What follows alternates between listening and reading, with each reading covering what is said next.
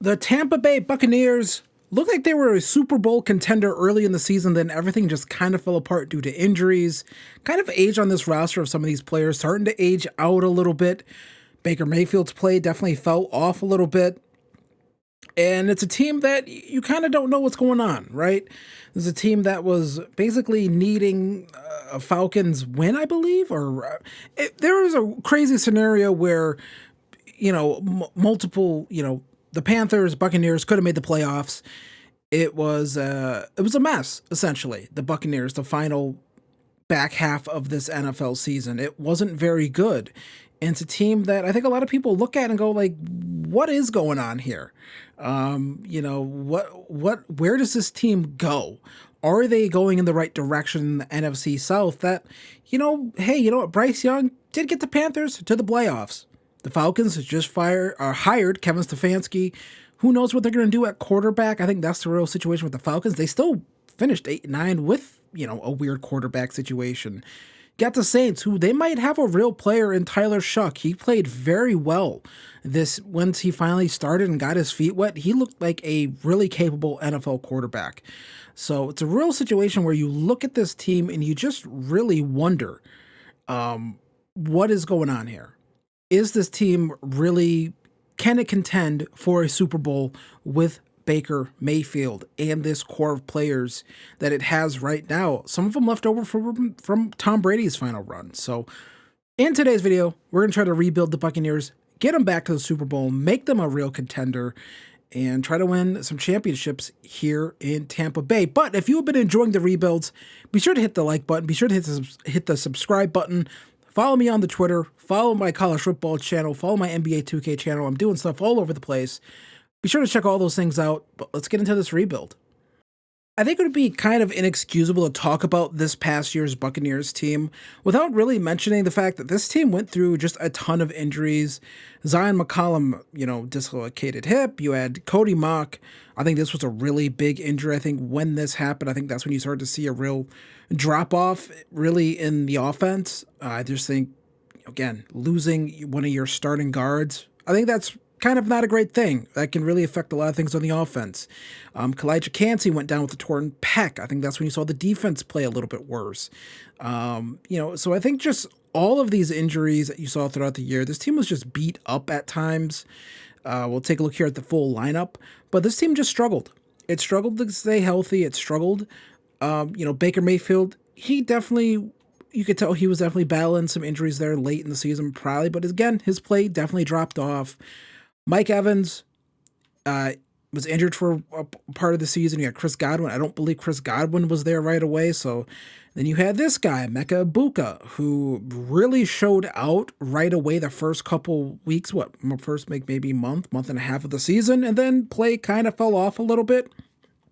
But I think you probably expect him to bounce back fully next year and that offense to kind of work him in a little bit better. But it wasn't great. Got Tristan Wirfs, who's awesome. It's probably time to start looking at some difference makers at tight end. Maybe Cade Otton, a very good player. But you could probably always do better at that spot. In these rebuilds, I like drafting tight ends. And then defensively, Vita Vea is great, but then, everyone else was just kind of there.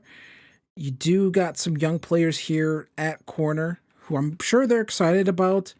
You got the ageless wonder here, Levante David, 35 years old, or 35 years young, however you want to put that. But, I think this defense could definitely get better. I felt like, the few times I did watch the Buccaneers this past year, just kind of felt like they weren't getting a whole lot of pressure and things like that. It just kind of felt like it was a really flat defense. It felt like people just kind of had all day to throw, kind of just had all day to just kind of pick them apart at times. So that's definitely something that we are going to attempt to, I think, get right here. We're going to try to build this defense back up. And yeah, so we're starting right here in week 16. What we're going to do is we are going to force loss out the Buccaneers, because if I do it the correct way, this team ends up making the playoffs, because this game doesn't actually have the correct tiebreakers, the three-way tiebreaker that allowed the Panthers to finish 8-9 and win the NFC South. That's not in this game. So I am going to have to do it this way where we just force lose out the Buccaneers, and hopefully that should work. So I'll see you in the offseason. Well, I did not expect this. I thought maybe I'd have the opportunity to trade Mike Evans or something like that, but Mike Evans does retire after 12 years. I don't think Mike Evans is going to retire in real life. He doesn't seem like it. We haven't heard any indication of that. Seems like a guy that can still be a 1,000-yard receiver. You do wonder if maybe the body's starting to break down just slightly a little bit, but was still really good this year. Also, Levante David retires, Dan Feeney, and Sterling Shepard, and Jason Pierre-Paul retires as well. So some holes we're going to have to fill due to retirement. Oh, and if you're wondering, the Seahawks beat the Patriots in the Super Bowl. I was able to simulate the playoffs mostly accurately to what they played out to in real life, and that led to the Seahawks beating the Patriots 24-21. So when it comes to our re-signing period here, I think we're going to let all of these guys walk. Jamel Dean, we're going to let walk. Kalijah Cansey, we did pick up that 5th-year option. Rachaad White, I'm actually going to let walk as well, I think. 27-year-old running back, 3 years. I just don't think so. Could bring him back, but we're not going to do that. Logan Hall, we're not going to bring back for $14 million. I mean, it's a little bit of money. I mean, we do need, we hope that we're going to have some guys back there. I mean, we could bring him back, but I just don't think he's a difference maker. So we're not going to do that. At least not a difference maker in Madden. I'm sure someone will tell me in real life, well, actually, he's awesome. Well, okay, that's there. This is real life, or this is Madden. That's real life, whatever, different thing. But I think we're going to let all these guys walk. Only person that we are going to, I guess, officially resign, which is just an option pickup there. So, yeah, that's going to do it for that. Let's see how we can maybe make this team better, find some pass rush in free agency, hopefully. All right, so we go through a little bit of free agency here, signed 4 players. I decided to bring in Romeo Doubs. I actually really like Romeo Doubs. I actually think I do think it is going to be a mistake if the Packers let him walk. I think he is the most talented all-around receiver they currently have on roster. I don't trust Christian Watson. I don't trust Jaden Reed, and Matthew Golden is a question mark in my opinion. I think Romeo Doubs, I think he's just a really good player. So I think that's a player that you kind of want to have. I think he's a guy that can kind of do a little bit of everything. Deep, underneath, work the sidelines. I think he just kind of does it all. I think he's really good. So that's a guy that I would bring back. Bring in a new punter. We do bring in Jalen Redmond, and we also bring in Micah McFadden. I'm going to look around and see if there's anything else that I can find in free agency, maybe a replacement for Levante David, but if I can't, I can't. All right, so we do spend up and bring in Bobby Wagner. The reason why I'm comfortable doing this is because, one, this is a sim series, so I'm not ever actually going to play with him. He is pretty slow. He's still pretty highly rated at an 87 overall, and also it's a 1-year deal. Who will probably retire after this upcoming season anyways, and that gives us a little bit more time to try to figure out what exactly we want to do at that middle linebacker position. So, going to bring in Bobby Wagner. Okay, so we are here in the draft. We are picking at 10. Going to pause it real quick. We're going to see what the draft holds here. We're going to see when does Fernando Mendoza go. Ruben Bain Jr. goes number 1. It sounds like that is definitely unlikely to happen right now. I feel like he's dropped down the board. Fernando Mendoza goes to the Giants. So they are over Jackson Dart. Jeremiah Love goes to the Jets. Mekhi Lemon goes to the Raiders. Then you have Jermon McCoy goes to the Cardinals. The Commanders take David Bailey out of Texas Tech. Peter Woods out of Clemson goes to New Orleans.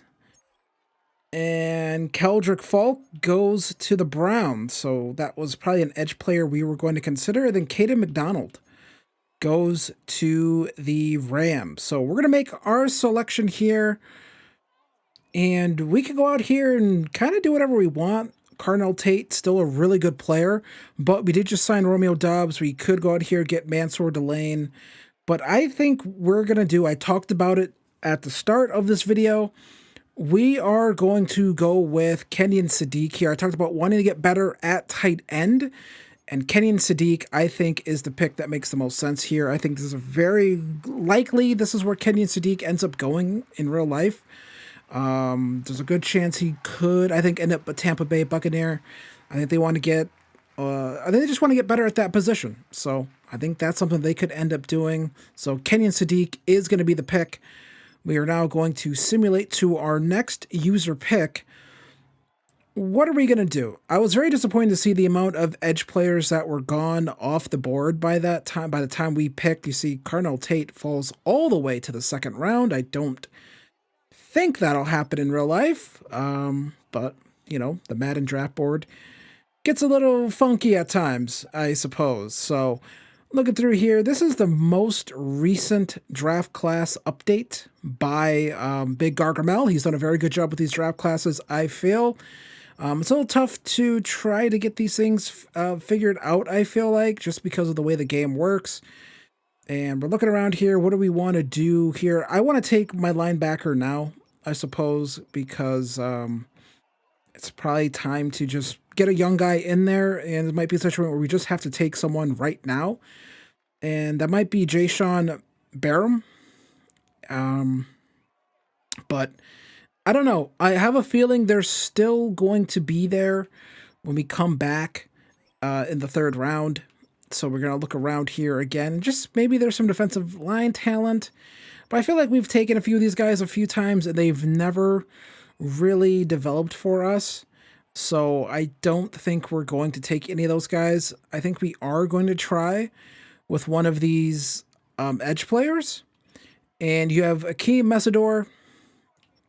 We could go with him, but Joshua Josephs looks pretty good here. He doesn't have great power moves, block shedding, play rack. Actually, I think we're going to go with Akeem Mesidor here. We're going to hope we can develop. I can't remember if we've taken him already in one of these draft classes before, but we do need to get edge help for this team. That's something that I couldn't find. You know, it's not a great pick. But I just could not find any edge help in free agency. I believe in real life there will be edge players out there. I think one of the main guys that is going to be out there is probably going to be, I think there's a good chance that, you know, you might end up seeing Rashawn Gary released. I think that's a very likely thing that could happen. And both of those linebackers I thought about, both gone. So we're going to have to try another time to find one of those guys, but we're gonna look around here and I think we're gonna take Harold Perkins here. 6'1", 222 pounds. We're gonna grab Harold Perkins. Maybe hidden dev, maybe try to move him to Mike linebacker. It's Madden. That's kind of something that you can do if you want. So Harold Perkins is gonna be the pick right there. We're gonna come back now, next user pick, and figure out what we want to do here, because, you know, now might be a time to start looking at potentially, you know, we could take one of these receivers. You know, I mean, when you think about Chris Godwin is getting up there in age, he is getting a little bit older, so it, you know, it could make sense to take one of those guys. I think, you know what I mean? Like, I think you just kind of potentially replace one of those guys. You know, that's something that I like doing in these rebuilds. I like, you know, kind of getting, you know, replacements in place, if that makes any sense, right? I hope I'm not confusing you too much by saying, but I think getting your replacements in place, ready to go when it's time to make those changes, I think it's always a really good thing to do. You know, I like doing that. I like being ready to go. And Cade Klubnik is apparently moved to receiver. Okay. So we're looking through here, and again, I don't see anyone that I particularly like. Let's see what Bernard we looked at. I didn't really like Bernard, so I don't think we're going to go with that. We're looking around here. Is there some guards that we like? Potentially. Probably not, maybe. We're looking around, and actually, Reed Adams looks all right. And so we're going to go with Armaj Reed Adams. I hope that's how you pronounce that name. Number 64 in True Value. Does have hidden dev. So Armaj Reed Adams is a guy we're going to go with. Pass block finesse is not great. His finesse game isn't that great in general, but everything else looks pretty decent. So that's going to be the pick right there. So let's go to our next user pick here in round number 5. And what we're going to do here is, I don't know. That's the thing. I don't know. It's kind of interesting. We're looking here. Cardinal Holman, no. At this point, I think I've used this draft class enough where I know there's not too much left here. There's nothing too interesting. So there is that. We will take a quarterback, though, because I feel like you have to. And who do we want to take? Is there someone here that we want to try to make something? The answer is probably no, because these guys all look really bad. Diego Pavia is 5'9", so that's not ideal for him. If you saw that recently, yes, Diego Pavia is only 5'9", so that is going to make him very unlikely to be a good, productive NFL player. Just because he's 5. I mean, that's shorter than Kyler Murray, I believe. We're going to take a running back here, Le'Veon Moss. 92 speed, 94 acceleration. Probably could be a fun guy to play with in real life. Honestly, trucking too. I always like seeing that. But we're going to skip ahead, and we're going to advance to the end of the draft, and I'll see you for the draft recap. Okay, so this is the post-draft recap. Kenyon Sadiq, 74 overall. We have Akeem Mesidor is a 70 overall. Take a quick look here. Again, gonna have to get those finesse moves up. Block shedding and play rec are both okay. Room to grow, of course, but not bad. Could potentially make him a decent player for us, hopefully. I mean, in the second round, I feel like a lot of that premier talent was like already gone. Then Harold Perkins, 92 speed, 97 acceleration. If Harold Perkins was bigger, I would almost consider just moving him to edge, but he is 222 pounds. That is way too light at the ass to be doing that. So I think we might try to make him a Mike linebacker just because I love the physicals on him. We'll try to turn him into a Mike and try to make him a great player. Hopefully we can make that happen. His coverage ratings need a lot of help, but I think we can potentially make it happen. And then Armaj Reed Adams from Texas A&M looks all right. So that could be a potential starter for us in a few years. I mean, pass block finesse, run block finesse, those have to go up for sure, but everything else looks really good. 92 impact block, run block powers of 77, 91 strength. So looks really good.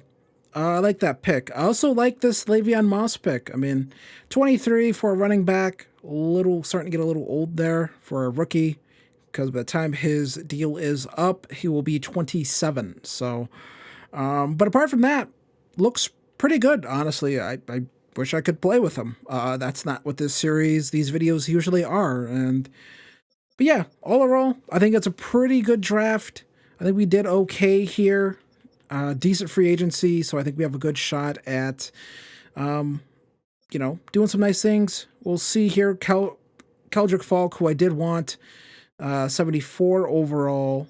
So, and then we could have took TJ Parker. Cassius Howell would have been a good pick. We'll see where those other linebackers went that we were thinking about in the second round. We'll see what their overalls were, because Barham was a 72 overall, and Josiah Trotter was a 71 with normal dev. So nothing too crazy. 56 zone coverage. So I think we made the right decision to wait on taking a linebacker. Okay, so this is the first year of the rebuild, first full year here, and this is the team. Not too different from last year, honestly, except no Mike Evans. Bucky Irving is going to be our lead running back. Baker Mayfield, but we also do have Kenyon Sadiq here, who I think should produce pretty good. Already up to an 80 overall, is a star dev. That looks pretty nice, honestly. And then we take a look here at the defense. Harold Perkins up to a 78 overall. He is a star dev as well. So that looks pretty good as well. I think overall this defense looks all right.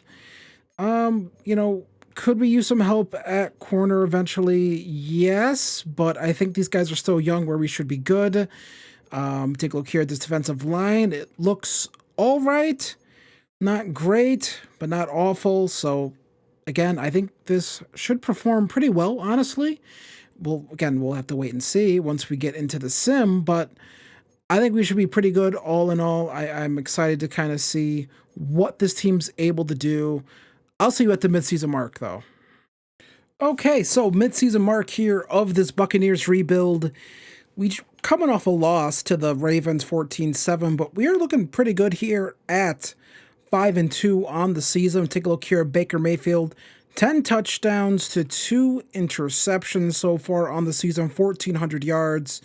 Bucky Irvin having a pretty nice season, I would say. Not a lot of touchdowns, but Le'Veon Moss getting some run as well. But receiving-wise, we're looking pretty good. Emeka Ibuka, 5 touchdowns. Chris Godwin Jr., none. Romeo Doubs playing pretty well. And then only 11 receptions so far for Kenyon Sadiq. And 2 receiving touchdowns for Le'Veon Moss and 1 for Bucky Irving. So would like to see more Kenyon Sadiq production, honestly. But I don't know. I just feel like tight ends never produce that well in the sim. So I'm not sure what that's all about.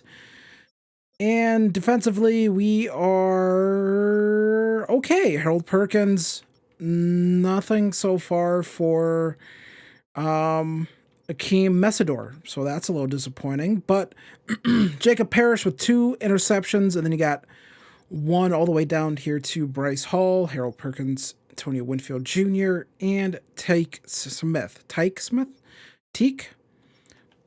believe that's how you pronounce that. I'm not 100% sure, but we're looking pretty good to make the playoffs at the very least so far. We are leading the NFC South, but this division is a dumpster fire, so anything can change, but I will see you when it does. Also, I guess I should say this. We did sign a extension with Baker Mayfield, 4 years, $218 million, and then a 4-year, $54.8 million contract for Cody Mock. So some changes there, bringing some guys back, paying Baker, because I want to keep Baker through this rebuild, see if we can try to win with him. I don't know if we will be able to, but I want to be able to try. Okay, so we did make the playoffs. We're in the wild card at 11-6 here, and yeah, we did win the division. The Falcons made it a pretty close race, actually finishing 10-7. But the Packers, last time we checked, they had only won 2 games, so they go like 10 what they go like 10-1 or something like that to close out the season. So a really good season for the Packers there. But I actually think they end up being the 1 seed. So we have a ton of upgrades to do here. And the reason why I didn't draft any corners is because I feel like there's some young corners on this team that I think we have a shot at potentially developing. I think we'll still take some corners in this upcoming draft if we're in position to do so. But for the most part, Jacob Parrish looked good enough. A couple of those other guys looked good enough for me to kind of not take one. Superstar Dev here. I'm not sure if he had that or he earned that at some point in the season. I don't know what happened. I think he already had it. So Harold Perkins gets 4 upgrade points here, and these are all going to go into pass coverage for him. He is going to be our starting Mike linebacker at the very least next season. I think that is 100% what's going to happen. That's why I decided to bring in Bobby Wagner for a year, have Perkins kind of sit behind him a little bit, learn from one of the best, Mike linebackers of the past decade. Emeka Buka gets 3 upgrade points here. We're going to go put these all into physical because I feel like you get a little bit of everything with physical. So it's kind of like, why not, honestly? And I feel like there's some good stuff in physical as well, kind of like, release. I feel like I've seen pop up in physical a lot. But some nice upgrades here for Ibuka. He is going to finish his second season at an 88 overall, playing up to a 93 with morale. And then Armaj Reed Adams is going to finish his first season at a 77 overall. So that was a pretty good pick for us. Definitely, we were definitely able to get some impact players that first year, I think, which I think is really important. We're going to let the CPU do all the rest of the upgrades. And that is going to get us up right there to we're still the same overall, basically the same overall as the Lions. We're going to take a quick look around here at the stats, and Baker Mayfield, 3,600 yards, 28 touchdowns to 7 interceptions. Bucky Irving, 1,100 yards. Le'Veon Moss kind of split some carries there with him. He was able to get 8 touchdowns on the season, so I do like seeing that. And Emeka Ibuka, 1,200 yards, 16 touchdowns. Romeo Doubs, Kenyon Sadiq did finish the season with 3 touchdowns. So this is using the 49ers playbook. I thought maybe that playbook would play well with Kenyon Sadiq for the simple fact that I think he is a very... I thought it would make sense because the 49ers playbook, George Kittle, I thought maybe that would kind of translate to production for our tight end. It did not. And then we take a look here at the defense and sacks. Vita Vea, 10.5. Yaya Diaby, 8.5. So still not what I want to see in terms of sack production.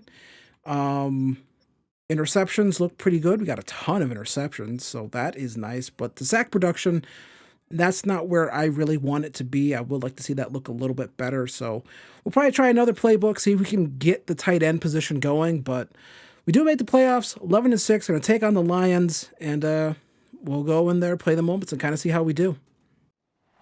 Okay, so playoff game here, and taking on the Lions, and I'm not going to try to jump in at all. And I have changed the playbook to the Vikings playbook. Maybe that'll do something in the sim. I don't really know. But right now we are scoring a lot of field goals. And we finally get our first touchdown of the game here.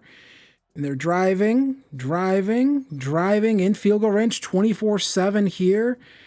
And the Lions trying to make a comeback here, and we win this one. We're moving on to the next round, 24-14. We beat the Detroit Lions, so back to the divisional round. The Buccaneers go. Very nice stuff right there, so let's see who we're taking on in the divisional. Okay, so we're going to be taking on the Eagles in the divisional round here. Going to kind of just do the same thing that we did last time. Not going to try to really jump in unless I really feel like I have to, but I'm going to kind of just let this roll. I like the idea of kind of just seeing the team we built and kind of seeing what they're able to do here. So just going to let them do it. We're trailing 7-0 here. We tie it up, and it's a little back and forth here. Can we get some points in 2 minutes? We do, but it looks like the Eagles are driving back. They don't get any points. They're driving again. They tie it up. We are in position, potentially get some points. We get a field goal out of it. And game is on the line. I'm going to let them kind of do it. And we're going to come in here with around 41 seconds left to go in this game. And we are just going to play some dime defense. They're out of timeouts. We're going to assume that they are just going to try and heave this ball down the field, potentially get into field goal range, and they do get out of bounds there. That's not ideal, personally, but, it is what it is right there. So still 2nd and 2. Oh, wow. A.J. Brown. So they're going to have to hurry up to the line and spike this football. As, no one can get pressure. Again, kind of the same issue no matter what, is just inability to get pressure on Jalen Hurts. That's not something we can really do. They're going to kick the field goal now. I guess we'll call a timeout. It seems a little soon to be calling it, but, I mean, they're out of timeouts, which they would have actually let the time, I think, bleed down a little bit more. They had the ability to do that and then force us to call a timeout, but they didn't choose to do that. They decided to come out here and try to kick this field goal. That one is just going to sneak in with 16 seconds left.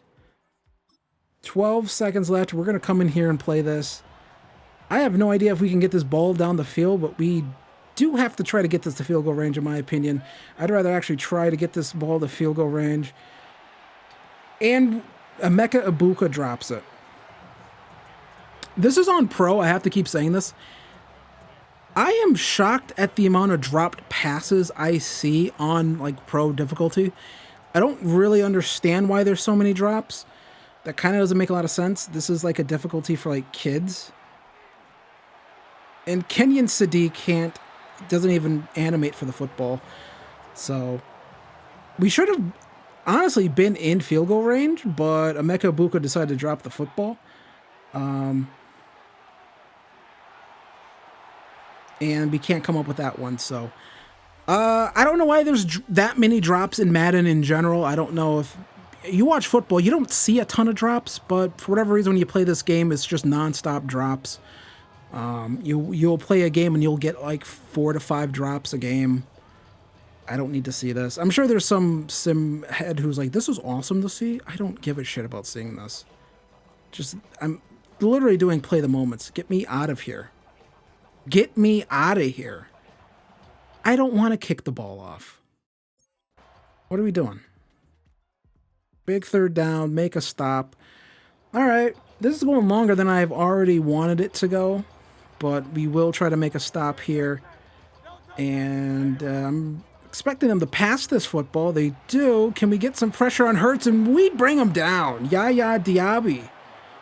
Bringing him down. I'm not sure if they're in field goal range. They are not. So I guess we're going to try to win this ourselves. I don't know. I did not expect to do this much. I thought we'd come in, get a stop, and be on to the NFC Championship game. I appreciate the block attempt by 87 right there. That was just really beautiful stuff. Felt like he didn't even really give a shit if he made a block or not. We're going to come back here. We're going to run a screenplay. Bucky Irving. Going to get a screen here. We get a block right there. Bucky Irving has the speed, and we are going to get into field goal range right there. That honestly should do it for us. But we are going to run a couple more plays, try to get just a little bit closer, and hopefully we can. Of course, they're going for hit sticks because I always remember they like doing that. Conservative. We're going to try to get this a little closer. We don't need to kick it that far away, but this would still be like a 50-some-odd yard field goal. We get it to a 3rd and 5. Then we're going to come back, levels concept, and we should have at least multiple options here on this play. And we're going to get it right there to Kenyon Sadiq, and I think that should be close enough. Why do I have to go through all this stuff to find the special teams field goal? It's a 46-yard field goal, so that should be enough right there. All right, he wants to do that. This is taking way longer, but you know what? I don't mind, actually. So we're going to come back out. We're going to burn their timeouts. I don't know if this still actually works. In previous Maddens, you could do this. You could just come out and field goal. Was that not one of my recent plays? Was that not one of my recent plays, not me kicking a field goal? Yeah, and you'll still be frozen, so it doesn't actually matter. So this might miss, and I think it is going to miss. So we missed the field goal right there. And the Eagles move on. So that one's all on me. So we fall to the Eagles here in the divisional round because Emeka Buka couldn't catch a simple pass in regulation because EA likes programming drops into the game to, I don't know, I guess that makes it more realistic. I'm sure there's someone who's going to tell me that makes it more realistic. I don't see the CPU drop that many passes, so I don't know why we're dropping so many passes. Just, I don't know. Maybe program in some fucking incompletions instead of fake drops. Maybe that would help. I don't know. Okay, so the Eagles end up losing in the Super Bowl to the Broncos because Jalen Hurts is a fucking bum. So we do have some retirements. Actually, I don't know if we have retirements, but we do have, I mean, there's retirements. I don't know if we have any. We do have any, of course. Bobby Wagner retires, Adam Gaddis retires, and Vita Vea retires. So 3 big pieces of our defense all retire. It's not all bad, I feel, losing in the divisional round just because we don't pick any later. We do pick at 28 though, but it's not too bad. They have us taking an edge player. It's not what I wanted to look at. I wanted to look at mock drafts, and then this screen goes nuts. Okay, so Gabe Stewart is who. Gabe Stewart looks awful. What are we doing here? This guy looks terrible. That is definitely not who I'm going to take. Gabe Stewart does not look very good. I'll go through the prospects and find who I'm going to take. It's definitely not going to be Gabe Stewart. He doesn't look very good.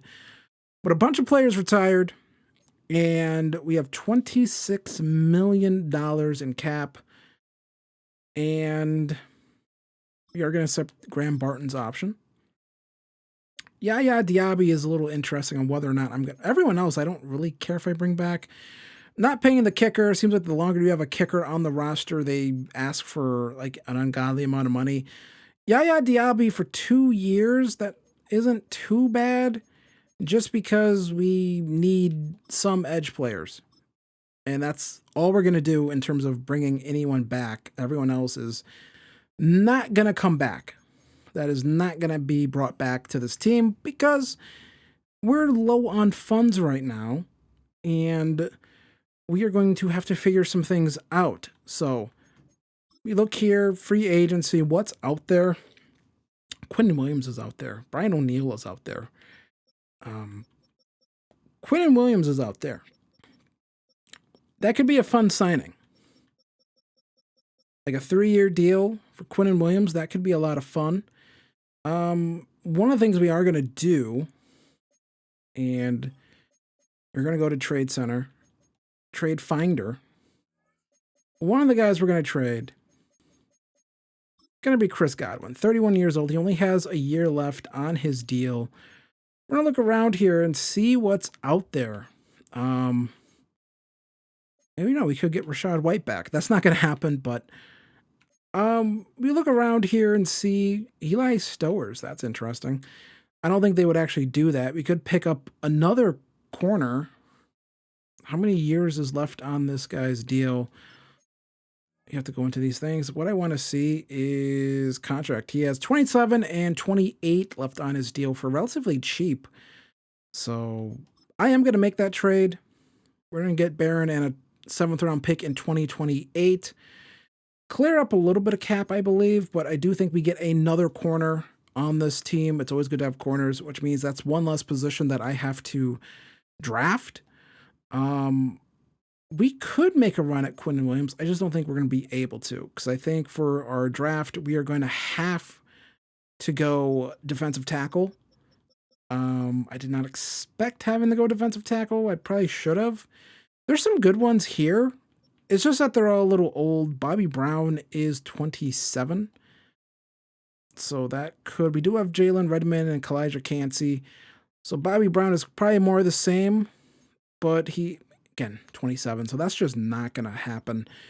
If someone was out there a little bit younger, I would maybe consider signing him, but just the age stuff, and they're not that better than what we have. So I feel like we're just kind of stacking on what we already got. Um, Sebastian Joseph Day, Kenny Clark could be just a nice little stopgap signing. Honestly, just kind of a 1 year. I'm not doing that. Not doing it. We are going to go and look at edge. Is there anyone out there we like at edge? Not really. Yeah. No, nothing too interesting at edge. So we're taking a look at wide receiver. Christian Watson. We could take another Packer. That could be really interesting. But actually, I think what we're going to do here is we're going to go and bring in Kayshon Boutte here. I actually think that's a decent signing. Bring him in. He is still relatively young. The Packers just losing all of their guys. We are going to bring in a backup tight end, and that is going to be, I think, Michael Mayer. And I think those are going to be like the only two free agent signings we make, even though we do have to get better at defensive tackle, and edge is just, it's kind of not working out that way for us with the free agent class. And I'm not looking to start kicking money down the road just yet. We do bring in Boutte. We bring in Boutte, not Bouchi. Bring on Boutte and Mayer. Both still relatively young, especially Boutte at 25 years old. So I like that. 6 foot. We got rid of Chris Godwin because he was 31. We do end up doing a pretty nice thing right there. We do need a kicker, and that is going to be Fairbairn, I think, is who we're going to bring in. Kaimi Fairbairn. And there we go. So that is going to be the free agent class for us right there. Fairbairn, Boutte, and Michael Mayer. So, yay. All right, welcome to the draft here in 2027, our second draft. Here you see the Jets with 2 top 3 picks.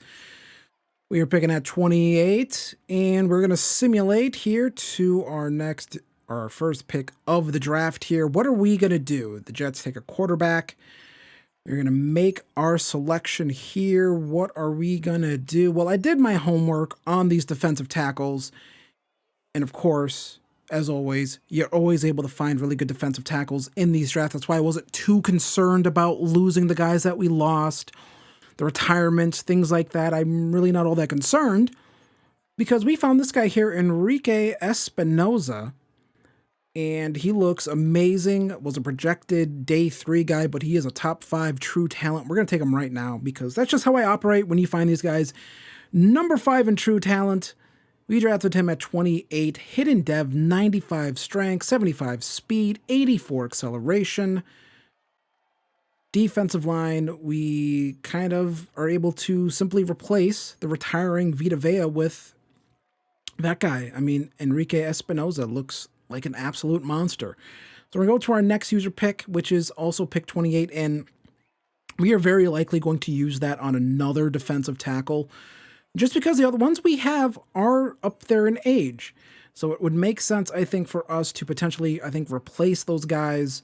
And, again, I think it just makes sense for us to do that. We did a lot of scouting on a lot of these guys, and, we'll look at our favorites here, and they look pretty good here. But really, it comes down to, I think, Dylan Gates and Cole Keenan. Those are the 2 guys that it really comes down to. And Keenan, I think, looks slightly better. I mean, we can probably come back and get both of them. Does have better finesse moves, but tackling looks a little bit better. The block strength still looks good. Pursuit looks good here. They both look really good. Dylan Gates, though, has great strength. So Dylan Gates, I don't know why the game does this. I had it set how I wanted it. Cole Keenan, does he have anything elite? Also has great strength. They both look really good. But again, just want to get both of these guys in, or at least one of these guys in the buildings. We're going to go with Dylan Gates, though, just because I kind of like him a little bit more for whatever reason. And he is ranked 34 in true value, 90 strength, 80 acceleration, 70 speed. Normal dev, though. So not too bad.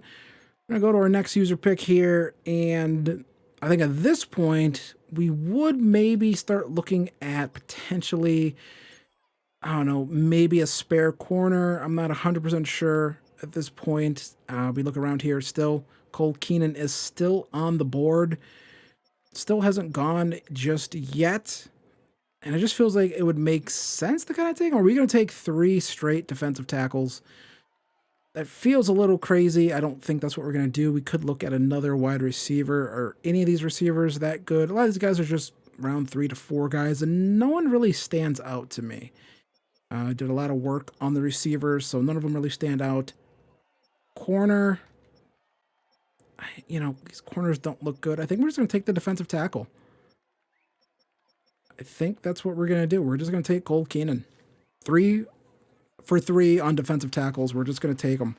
Ranked 38 in true value. Took him at 92. He has hidden dev, so come back. We have 2 hidden dev defensive tackles, both with great strength, so it's kind of what we decided to go with, honestly. I think it just kind of made a lot of sense. We lost a lot of defensive tackle talent.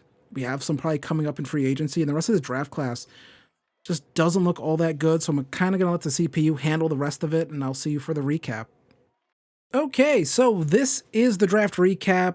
Enrique Espinoza, 78 overall rookie, already playing up to an 80. Everything looks really good here, so just have to keep, like I always, got to always progress these players, but he looks really good. Dylan Gates looks really good. Only a normal dev for him. These guys all have really good strength ratings, 95, 90, 91. And we'll see what, again, we'll kind of compare all of their block shed ratings and just kind of see what those all look like. Their play rec, 79, 79, 79. Decent tackle, hit power's all good, and block shedding. It's basically all on top of each other. Power moves all need work for each of those players, but, I like the draft that we ended up with there. I actually think it's a pretty decent draft. 3 defensive tackles. You know how I like to do. We stock up on that position, and we hope that these guys can kind of progress moving forward, right? I think that's kind of the idea. The rest of the draft just really didn't look that good. All right, so this is the team for year number 2. Sure why it did that, but Cody Mock there, Graham Barton, Reed Adams. We are pretty good at tackle. Kenyon Sadiq, Michael Mayer, Keyshawn Booty, Egbuka, Romeo Dobbs, Bucky Irving, Baker there. So we're all pretty good right there defensively. This defensive line is really good, or has the potential to be really good in the future. I think it could be downright dominant. I think we have a pretty good corner room. I think we're pretty good at, I think we're okay at edge. But there's some potential at edge. Harold Perkins will take over as our starting inside linebacker right there. But apart from that, I think this team is still a year away, I think, from being legit Super Bowl contenders. But I'll see you at the midseason mark and see how we're doing. All right, midseason mark. We are 6-1 on the season here in year number 2. And the NFC South, pretty close actually, with Carolina sitting there at 5-2. So we're going to take a quick look at our stats. Baker, 1,400 yards, 10 touchdowns to 1 interception. Bucky Irving, 481 yards, 3 touchdowns. Le'Veon Moss also getting in on the action as well, along with Anthony Hankerson and Tez Johnson receiving. Mecca Buka, 5. You got 3 for Romeo Dobbs. Kenyon Sadiq, still, I don't know what it is. It feels like just tight ends do not play nice in the sim. I don't know what that's all about. And then defensively, how are we doing with sacks? Akeem Mesidor showing up here in year number 2, along with Yaya Diaby, Marco Brown with a sack, and Kalijah Cansey with 1, and everyone else just kind of not doing much else right now, it feels like. So that's a little disappointing to see, but Zion McCollum with 3 interceptions, 2 for Perkins, 2 for Tyke Smith, and 1 for McFadden, Barron, and Jacob Parrish. So you do like to see that, getting some turnovers, but I would at the very least like to see more sacks, but I do like seeing Akeem Mesidor kind of finally take off a little bit here in his 2nd season. So I'll see you for the playoffs, see if we make them. All right, so we make the playoffs here at 13-4, wild card again, and we get to take on the Philadelphia Eagles, a team that eliminated us last year in overtime. We'll take a quick look at these stats. And Baker Mayfield, 4,600 yards, 36 touchdowns to 2 interceptions on the season. Bucky Irving, just over 1,000 yards, 13 touchdowns. We got 9 for Le'Veon Moss. It was a pretty nice RB2 for us, honestly. Not a bad pick. And then Emeka Ibuka, 1,200 yards. You got 1,200 yards here for Kayshon Boutte. You got Romeo Doubs with almost 1,000 yards. Kenyon Sadiq with almost 700 yards. Bucky Irving putting in another 460 for his troubles. And then we take a look here at this defense. And in terms of sacks, I really do like what I've seen here. Akeem Messidor getting up to 13.5 sacks. I do like to see that, along with Yaya Diaby bringing in 10.5. Would like to see some more production. We did finally get some production here from our defensive tackle, Enrique Espinoza, and Jalen Redmond here. Redmond probably won't be back next season, and maybe Cansey won't be back either. I'm not 100% sure on that, but Harold Perkins, that's been a really good pick for us. 4 interceptions on the season for him. We got 3 from McCollum, Teague Smith, all this other good stuff. You love seeing all this. And yeah, some good turnovers here. Again, I'm still saying it. This team is like a year away, I think, from being a contender, but we'll see what we can do here versus the Eagles in the playoffs. Okay, so we're back here in the playoffs. We're going to let the CPU try to hold on to this game for us.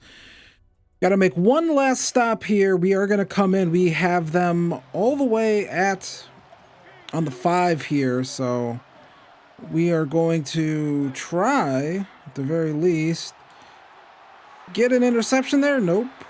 Kind of close, but we're going to come back again here and just try to close this thing out. I'm not sure why Jalen Redmond's on the field here. I must have reset my depth chart. And there's a drop right there. Again, I'm not sure why Redmond's in. Did the game change my depth chart again? I don't. I'm very annoyed if they're constantly changing my depth chart. It did change my depth chart. I want Espinoza out there.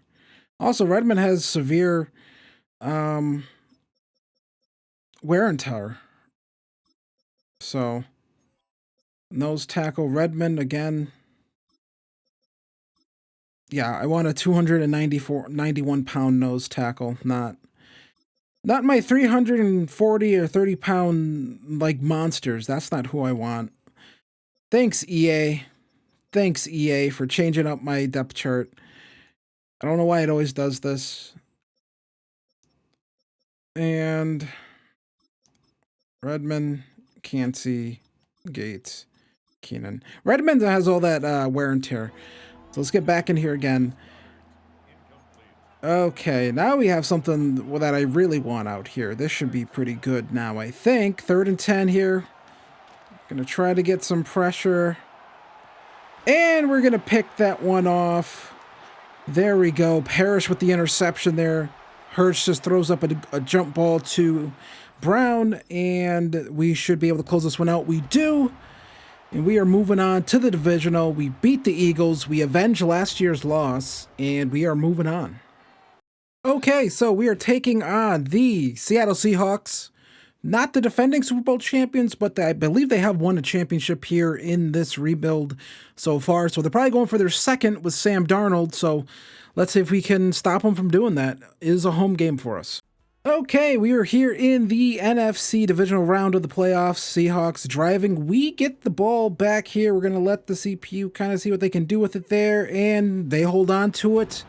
And we're able to beat the Seahawks here 14-10. So we are moving on to the NFC Championship game.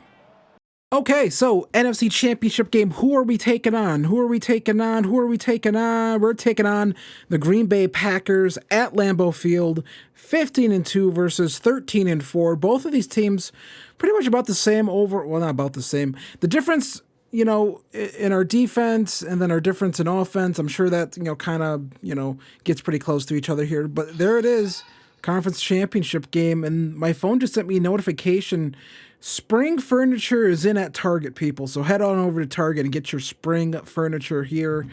Spring just around the corner, just like this conference championship game. Let's see if we can win. Okay, NFC championship game. They are going to get the ball back. We're going to see, can we hold on to it? And we do hold on to it, 28-24. The Buccaneers are heading back to the Super Bowl, and the Packers lose another home NFC championship game. Wow. And we are in the Super Bowl, and it is going to be a Super Bowl 37 rematch here with the Raiders and Buccaneers. I'm interested to see what the Raiders roster is. I feel like the Raiders are like a stealth team that does very well in sim. I feel like we've played the Raiders multiple times in these Super Bowls. And I feel like just because their players don't really fall off.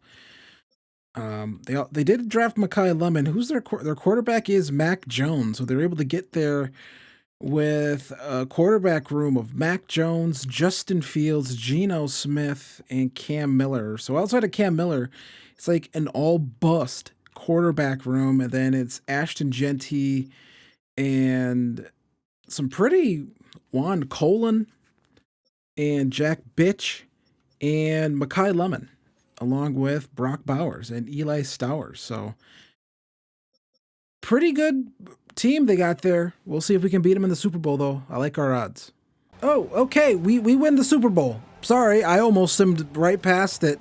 I just kept kind of setting skip moment, and then it just kept going, and we almost missed it. So we do beat the Raiders in the Super Bowl. Baker finally gets his ring. Gets it with the Buccaneers. We beat the Raiders in the ring. So, yeah. That was pretty cool. I almost skipped right past it, honestly. I was kind of paying attention. I thought, oh, probably stop to give us one final moment or something like that to hold on to the football or whatever. Let's go take a look at the player stats. Mac Jones actually played really well. But, yeah, Baker, 2 touchdowns. I normally don't look at the stats on these, but Baker, 2 touchdowns. Bucky Irving, a touchdown. Receiving, we got a Kayshon Boutte touchdown. Becca Buka got one. Let's see, defensively, what did we do? And Enrique Espinoza, 2.5 sacks in the Super Bowl. Yaya Diaby and Dylan Gates with half one as well, with Jahdae Barron also getting half. So pretty good stuff right there. No turnovers, it doesn't look like. It was a forced fumble. We didn't recover it, but end up winning the Super Bowl there, 21-16. So let's kind of go move on here and see if we can try to stack some rings up here in this rebuild like we always try to do. Okay, off season here. Players ready to negotiate. Let's see what we got.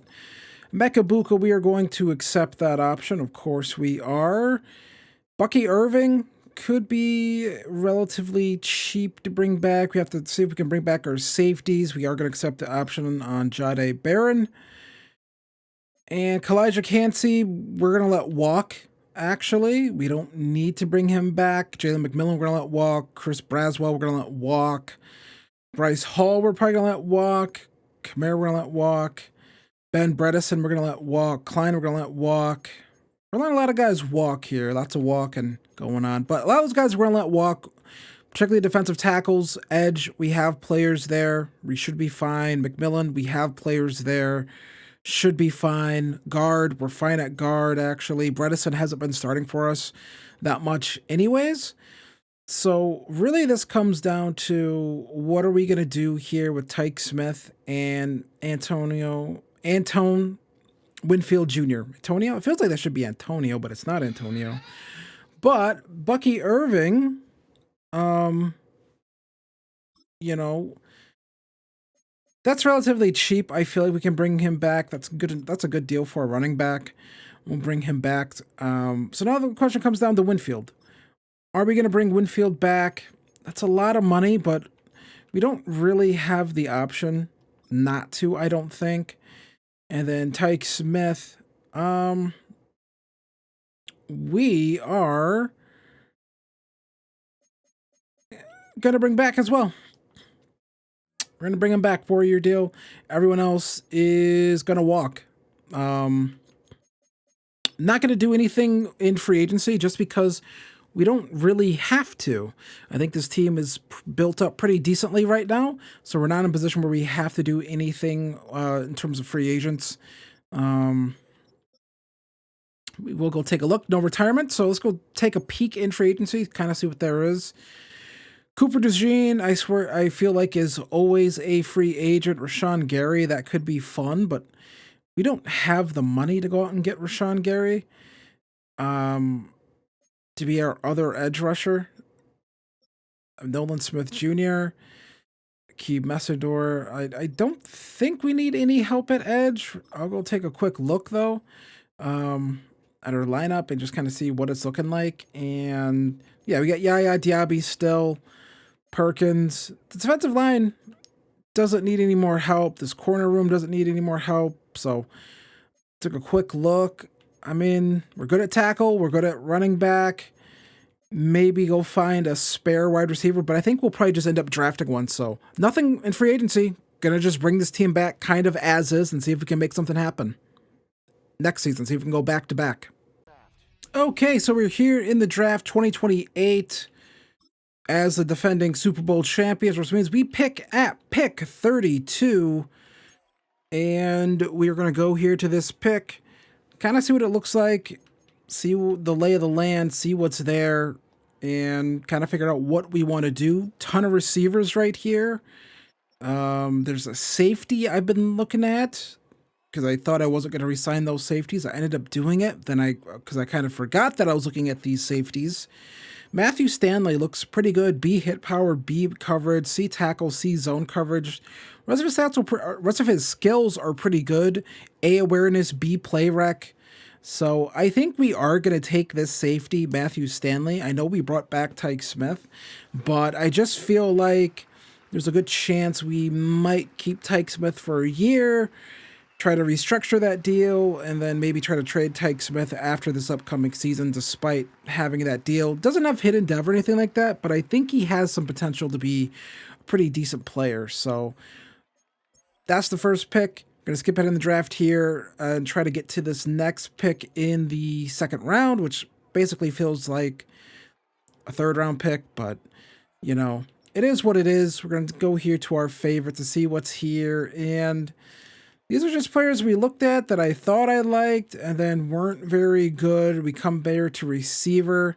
If there's anything left that we potentially like at receiver, and again, we don't need receiver. It's just that you never know when you might have to have receiver, and this guy's around 2 to 3 talent, but he looks pretty not good, and really these receivers in general look kind of not good. This guy has good release, but everything else is like not very good.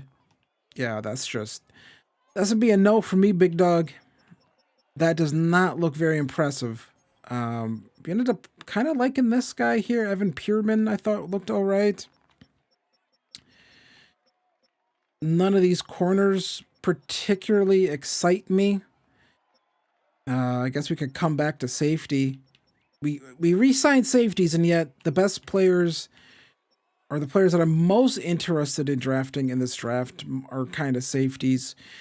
The coverage here, the man coverage isn't very good, but that's not, I guess that's not kind of what you're expecting a safety to do. Speed is a 4.5. That's a little, I feel like that's a little too slow for me, honestly. That's not as quick as I would like to see. D zone coverage, that's not very good. Marcus Burke, that is also not very good, or at least not what I want. So we're gonna come back again here, and I'm not really sure what to do at this point. I feel like we've built this team pretty decently.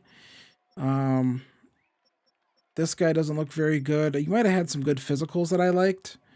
No, maybe I just like the name. Maybe I saw a play rec and thought, all right, could be something. Because he doesn't look all that good. So there is that, where he kind of just looks bad. This guy looks all right. C block shooting, B finesse moves, C power moves, D tackle. Probably isn't going to play this year. But Mark Bowie, we're going to take right here. I have no clue. Could be a good pick. Could be a bad pick. Does have hidden dev, though. So, I don't know. I think there could be something to work on. Yaya Diaby, I don't know what exactly his contract status is. But could be a guy that cycles out here in a year or two. And then we have a guy kind of ready to go that we can develop. So, yeah. I think that's a decent pick. We're going to send to our next pick here, and then I'm going to let the CPU handle the rest of the draft because this is not a very fun draft class of guys I'm looking at here. And still some receivers, but they're round 3 to 4 guys. And we're going to go with Mike Parsons just because C, C, B, B. Let's see what else. Ugh. D catching traffic, D catching, D route. D release, and he's slow.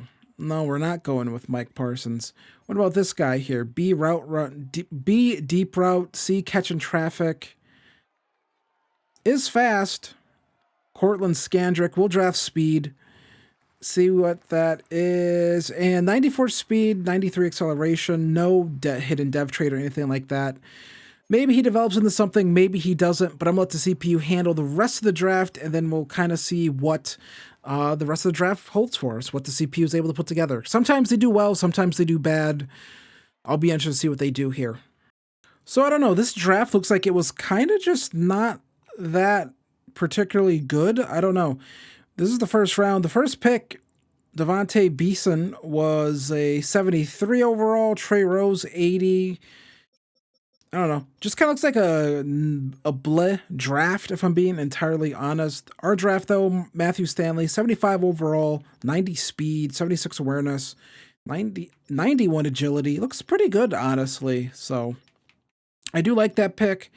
Mark Bowie looks all right, honestly. Power moves isn't all that good. Play rec has to get better, of course, but we're not expecting him to play this year. 69 overall.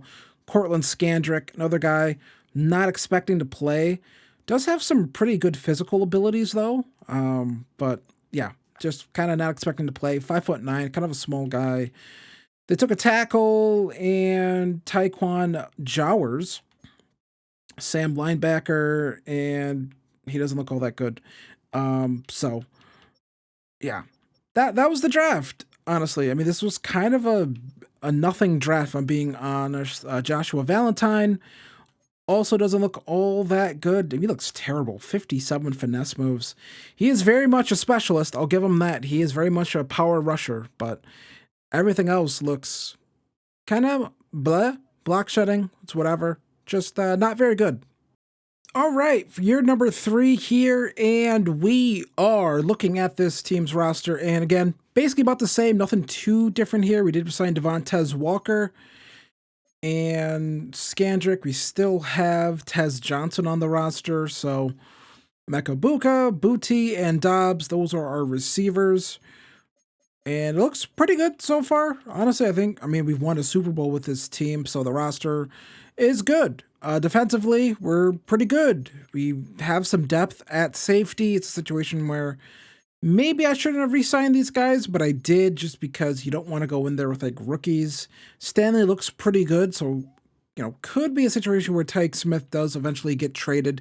Defensive line is pretty awesome. Honestly, I think we are pretty good here. Again, the corner room is still pretty good. Espinoza goes up to superstar dev, and he is an 84 overall. So expecting a big year from him, and I will see you for the playoffs, because we're just going to go right to the playoffs. No midseason mark, going straight to the playoffs, and we'll see how we do. So we made the playoffs at 12-5, number 1 seed in all of the NFC. Let's go take a look here at the stats. Baker Mayfield with almost 6,000 passing yards on the season, 46 touchdowns to 12 interceptions. Bucky Irving, 849 yards rushing, and not much for Le'Veon Moss this year. And then receiving-wise, Emeka Buka, almost 2,000 yards. Kayshon Boutte, 1,300 yards, 1,100 yards for Romeo Dobbs. 808 yards for Kenyon Sadiq, who is really starting to come into his own here as a player, which I'm happy to see. I really like seeing that. Backup tight end didn't get too much stuff.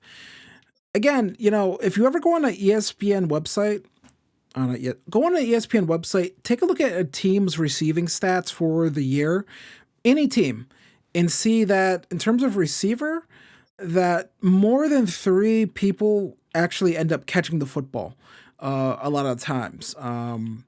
But go check that out. It's something that the sim engine needs to work on. I would say they should just copy like the past like 10 years of ESPN stat data and try to get it to be that. But it is what it is. Yaya Diaby, 10.5 sacks, 8 for Akeem Messidor, 4.5 for Jalen Redmond. Espinoza got 4. Harold Perkins, 2.5 sacks on the year, and 4 interceptions. Matthew Stanley, 2 sacks on the year. Mark Bowie, our rookie, got 2 sacks, 2 interceptions for Tyke Smith, Zion McCollum, Jade Barron with an interception, 3 for Jacob Parrish, and Tone Winfield Jr. with 2 on the season. So that's pretty nice. Winfield Jr. getting those interceptions. He now has the mentor tag on him, which not sure how to feel about that. But we have a ton of upgrades to do here. I will show these upgrades now, I think, the season upgrades as we get here. A ton here for Mark Bowie. And for him, we are still just going to focus on just one part of his game. And that is going to be him just being a speed rusher, I suppose, for this first year. That's what he's going to get better at. And yeah, I mean, that should get his overall up pretty good, honestly. And he is potentially going to get up to a 75 overall here. Gets +6 block shedding. You love seeing that. And he is up to a 75 overall. And +3 pursuit, whatever. Does have star dev, so that's a potentially pretty good pick for the future. And Matthew Stanley. We are just going to go zone here. For these upgrades, he's going to get up to an 80 overall. So really is a situation where maybe I should have let Tyke Smith walk. And then we have Matthew Stanley, but it's good to have a lot of good players, in my opinion. I'll say that much. So Stanley up to an 82 overall, knocking on the door of being a higher overall there. Very close. Kenyon Sadiq, pretty good. Jacob Parrish at 89 overall. We are going to get this up to, we're going to focus on his zone just a slight bit. He's up to a 90 overall now. And we're going to go zone one more time. So he's going to be up to a 90 overall now. Pretty good stuff right there. Love seeing that. Again, Jacob Parrish, part of the reason why I didn't go out and draft a corner that first year. That's why I decided to focus on other positions. Big upgrade here for Kenyon Sadiq. I can't even see. There's two ones lower there. I'm trying to get him to be a scheme fit, and that seems like really almost impossible to do, but he is up to a 91 overall, probably one of the best tight ends in the league. That's where we went with instead of taking any corners. Harold Perkins has been fantastic for us. Didn't play much that first year, right? Was behind Bobby Wagner. Learned from Bobby Wagner, and now Harold Perkins has turned into one of the best linebackers in the league, which is great. And Cole Keenan, who I didn't see much of him in those stats. I think that might have to do with the fact that the game likes changing my depth chart and getting Redmond up in there for some reason. But we're up to an 84 overall with Cole Keenan. I do like seeing that. That is very nice. He is definitely, I mean, look, it was weird to take all of those defensive tackles. We took 3 in that one draft. This is our backup quarterback, Tavon Vernon. Decided to take a quarterback a couple seasons back here, and Vernon has definitely progressed very nicely. Up to a 75 overall, pretty good throw power, accuracy, all this stuff's really good. I don't know if I doubt we'll have to ever start him, but yeah, We are up to a 90 overall, 93 overall offense, 90 overall defense. Let's see who we're playing in the divisional round of these playoffs. Take a quick look. It's going to be the Rams. So 12-5 taking on the 11-6 Rams. Let's go see if we can get through this one and try to get back to another conference championship game to get back to another Super Bowl. Okay, so we are here, NFC divisional round of the playoffs. We are up right now 14-3 on this Rams team, 17-3. They're going to go down, probably try to get a touchdown, then onside kick it. Actually, we have a chance to hold on to the lead. I'm going to let the CPU do it. They do get the ball back. 46 seconds left at the 12. And we are just going to try to win this game here. Daniel Jones is their quarterback. See if we can get some pressure here. Can we get some pressure? And just a wide open receiver right there. Not sure how anyone's that wide open. But okay. They're going to try to hurry up here, spike this football. And there they are. So I'm not sure. They're going to be some awful defenses here. Go with that.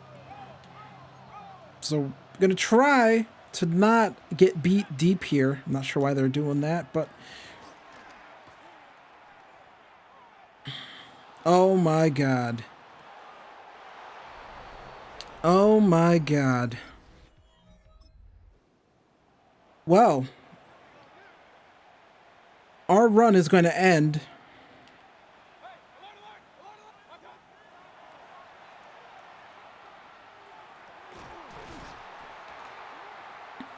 Okay.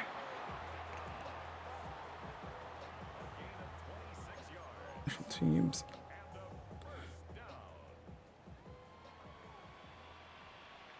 So we're kicking into the wind here. We're going to try a 61-yard field goal. Let's see if we can make it, and we do. 61 yards. There we go. We only had, what, 7 seconds left right there. We beat the Rams 20-18. Daniel Jones' prayer to Puka Nacua could not beat us. 61 yards for the win. Sorry, Daniel Jones. Suck on that. So, NFC Championship game taking on the Packers yet again, this time at Raymond James. This is a home game, so let's see if we can go down the Packers and try to go back-to-back in this rebuild. All right, NFC Championship game. We are trailing 21-14.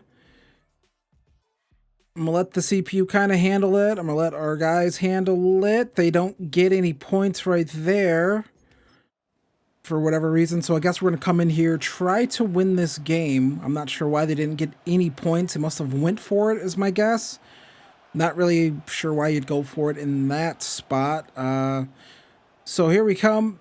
Going to get an opportunity here to return this football, and we're going to get this one all the way to the 30. So there we go. Now we're going to come in here, end a game drive, I guess, and we'll try to get the touchdown here to, at the very least, tie this game up. We are going to throw a little bit of a screenplay here and see if we can get some blocks. Not really, because they took so long to get out there to block. I guess that was a fine play to pick up a couple yards, but I kind of wish they would go a little quicker here. And Romeo Doubs picks up the first down and then decides to come back across the line. Does not get the first down. Not sure why it's taking Kayshon Boutte that long to pick up or get his ass set, but 2-minute warning. I really do hate, I feel like all of these suck. Like these, I don't know, have you found a good offensive playbook? I feel like I have not found any of our play sheet. I feel like these all kind of are different levels of suckage. And Romeo Doubs, oh my goodness. Romeo Doubs is an absolute human being. What a hero. But we are going to have to hold on here against Jordan Love and the Packers. So again, tons of wear and tear I've noticed on our defense.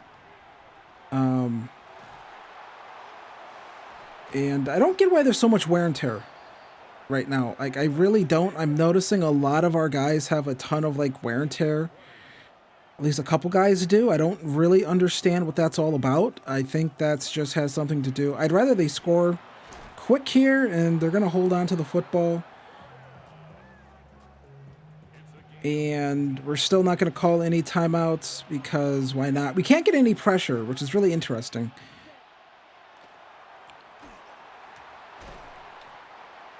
Second and 7, still not going to call a timeout, actually.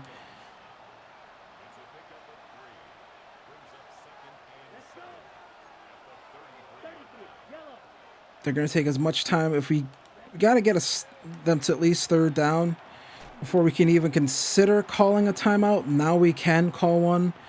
Granted, we have put ourselves in a very interesting position. I feel like they auto-loaded some pretty awful plays.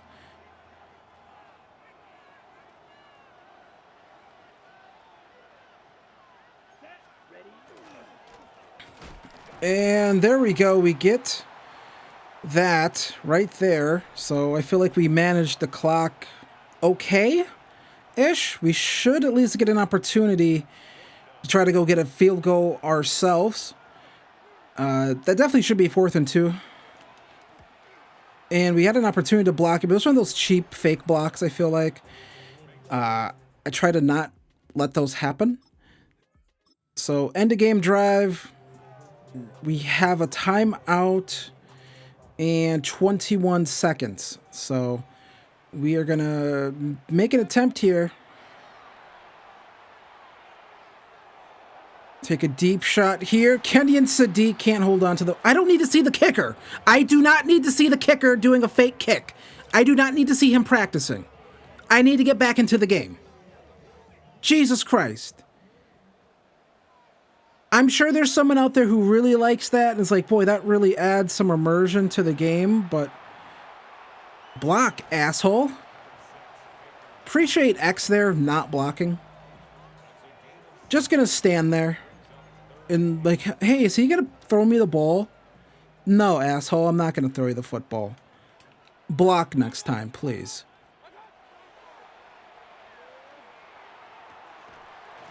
Kenyon Sadiq does it that time. Big play.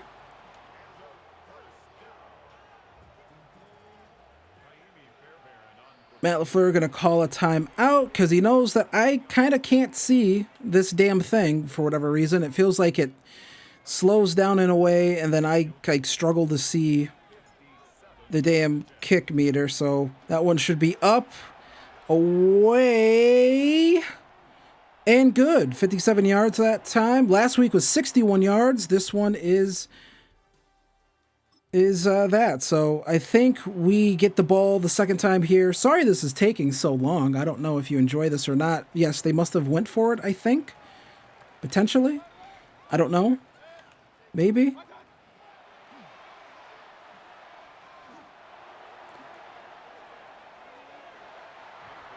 And we could not get to Romeo Doubs that time. I think the game's doing that weird thing where your quarterback, like, you can't move him for a split second for some reason.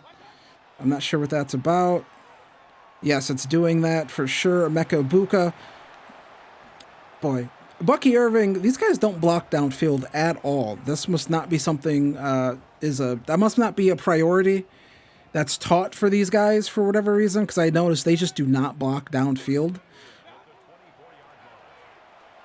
So, Kenyon Sadiq, big play right there. We're going to hurry this thing up and just going to run the same play again. Get to the line. Why is my lineman taking so long to get to the line? Because they cannot defend Kenyon Sadiq right there. They get a bullshit animation. Diving tackle animation. Always love those. Always love those. Always love when the CPU gets those. And Bucky Irving into the open field. I think we can win the game with a touchdown. I'm not sure. There's nothing that says next score wins, so I don't know. It says we need a score. I think they had the ball first, but I can't be sure. Kenyon Sadiq wide open again right there. We are just marching down the field here versus the Packers. We're just going to run the same play again. Why is my right tackle taking so long to get up the field? We have a wide open Keyshawn Boutte. He can't seem to get his body corralled. They immediately start calling jumbo sets. I always like that. I don't like calling those sets in these games. We're going to go heavy set, like your mom, and try to run this football in for the win. Watch no one block. Oh, hey, they blocked. There we go. We get the score. We get the touchdown. I think we win the game, and we do, so I think a field goal could have won it, but we win 30-24.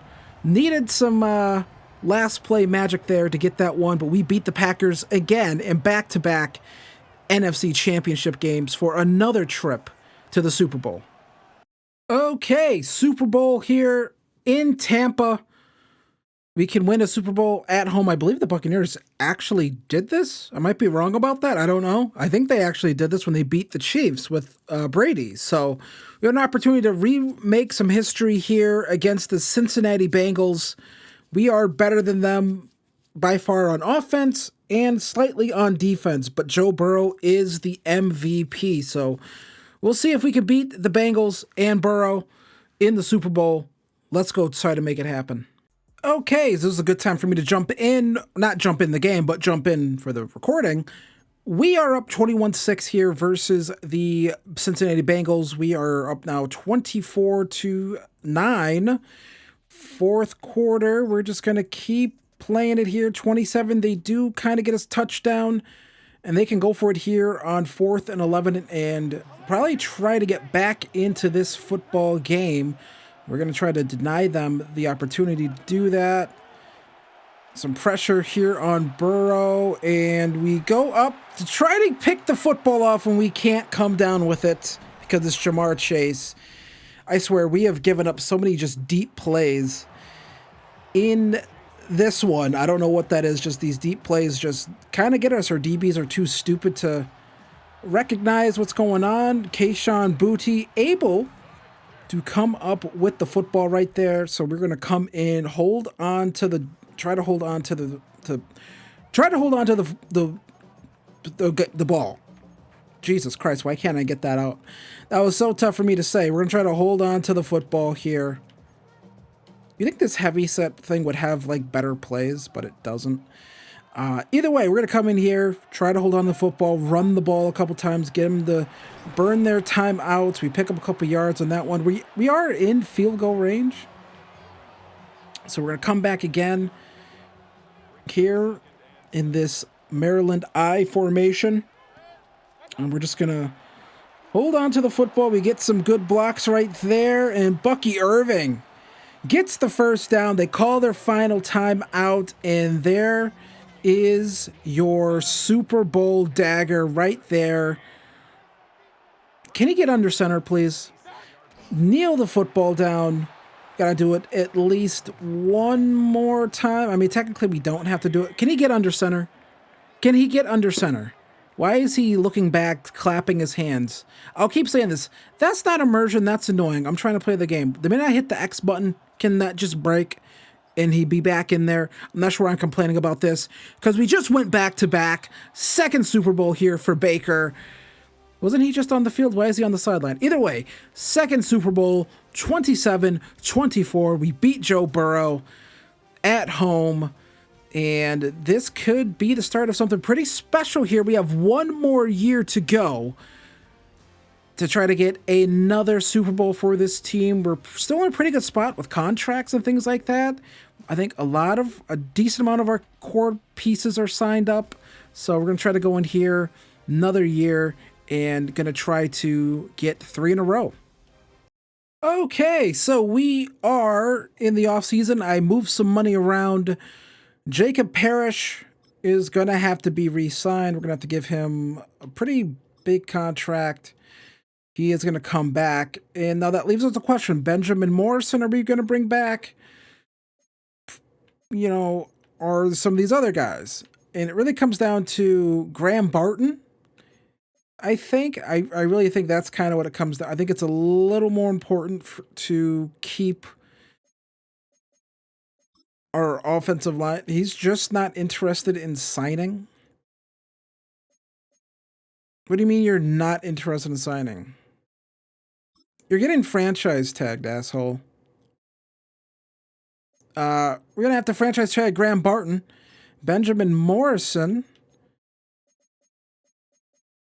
I would like to bring back, but that's just not going to be possible with the cap we have. Yaya Diaby, not going to be back. Jalen Redmond, not going to be back. Tez Johnson, not going to be back.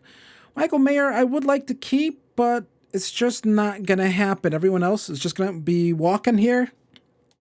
You don't got to go home, but you can't stay here. Okay, so we are going to make a trade here. It's going to be Tyke Smith for, I believe this might be a fictional player, I think. I'm not 100% sure, but it's going to be for Ben Harrison, a 6th, a 7th, and a 7th. The 6th and 7 here, 6, 7, are in the 2029 draft, and the 7th is in the 2030 draft. I don't think that really clears up a lot of cap for us. So we do get an extra corner. Yeah, that doesn't clear any cap or anything like that. But what we do we do get another corner. And that is very good. I like having lots of corners. I do feel like that sort of stuff does matter in the sim for whatever reason. I don't know why it matters in the sim, but I just feel like it does. We do need another tight end. Who's the quickest tight end that we can bring in for like the cheapest amount of money? Just to have an extra one.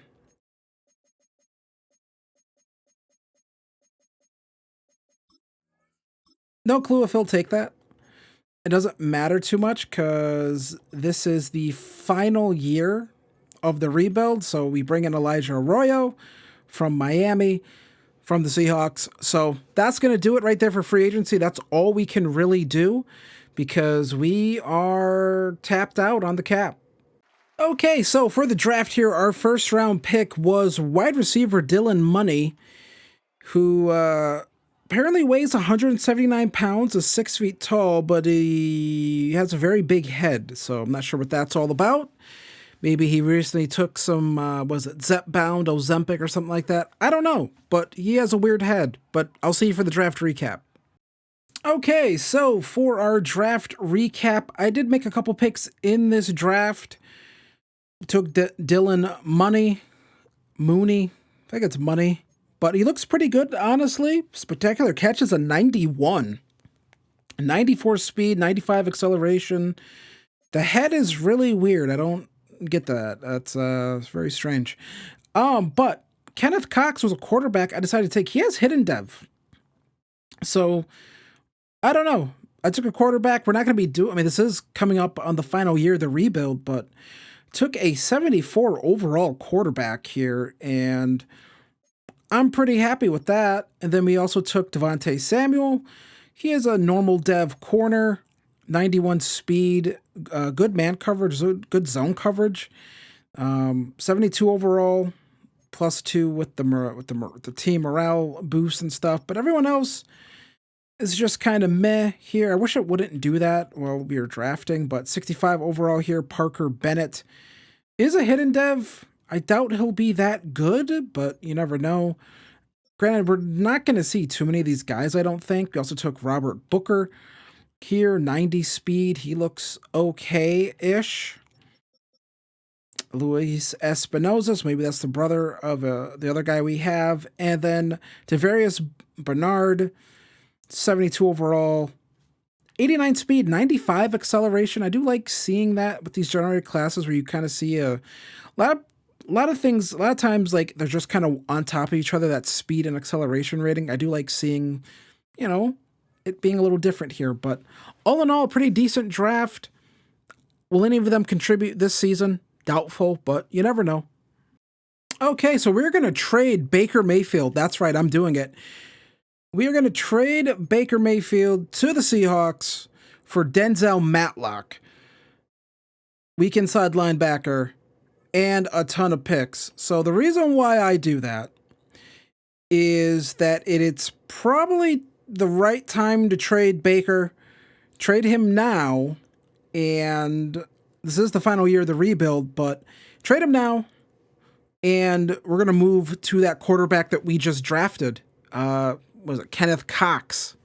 And I have some training camp drills to do. We're going to try to see if we can get, he does have hidden dev. We're going to see if we can get that up there. But I think this might be the right move at the right time to kind of extend this window out here. I might do an addition. I said this would be the final year. This maybe we'll see how things go. I'm undecided. You can probably tell by the length of the video if we do another year, but I'm undecided right now. Might want to do 5. Okay, so we did training camp drills, and it turns out Kenneth Cox out of Hawaii has superstar X Factor. We got a ton of upgrade points for him. He's up to an 82 overall. That's basically about where Baker Mayfield was anyways, because when I'm doing this rebuild I started on January 27th. It is now January 28th. The quarterback regression bug was still in the game. So, yeah, Baker was probably regressing a few years when he really shouldn't have been. But Kenneth Cox, 82 overall, already looks really good, already at where Baker was. So, I think that was a fine trade. So here's the team for what could be the final year of this rebuild right here. And again, offensive line has basically been the same this entire rebuild. They've all pretty much stayed the same overall because linemen don't progress too much in here. Kenny Sadiq up to a 91 overall. And Dylan Money is pretty good here. We got a bunch of upgrades for him. He is an 85 overall here for the start of his first season. So super excited to see that. We have a great receiving core, new quarterback, Kenneth Cox. We traded Baker Mayfield, and he is basically about the same overall as Baker Mayfield going into his rookie season. So I think that was the right move. We take a look here now at this defense. We have Denzel Matlock, superstar player that we got in the trade with the Seahawks. So they traded us a pretty awesome linebacker here. Looked really good. Defense still looks great. Stanley going to be our starting strong safety this year. Corner room is really good. Harrison we got in a trade that we made when we traded, I believe, Tyke Smith away. We got him. Defensive line is really good. It is now all fictional, if you will, players. Looks really good right there. Bowie is going to be our left edge player for us.